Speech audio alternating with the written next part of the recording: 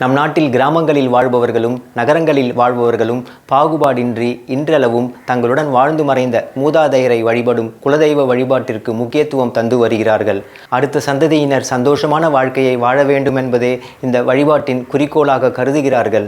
தாம் அனுபவிக்கும் எல்லா பலன்களும் தங்கள் முன்னோர்கள் செய்த புண்ணியத்தின் அடிப்படையில்தான் கிடைக்கிறது எனவும், குலதெய்வ வழிபாடு கோடி தெய்வ வழிபாடு எனவும் அவர்கள் நம்புகிறார்கள்.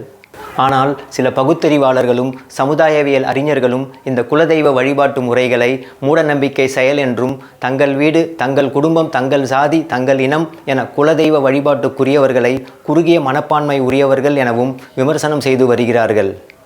அப்படிப்பட்டவர்களுக்கு நான் ஒன்றை கூறிக்கொள்ள விரும்புகிறேன். ஒரு பரம்பரையை சேர்ந்தவர்கள் பகை, சண்டை, போட்டி, பொறாமை, பூசல்களை மறந்து ஒற்றுமையாக வாழ்வதற்கு குலதெய்வ வழிபாடு துணை புரிகிறது. ஒரு குடும்பத்தின் ஒற்றுமைத்தானே ஒரு நாட்டின் ஒற்றுமைக்கு அஸ்திவாரமாக அமைய முடியும்.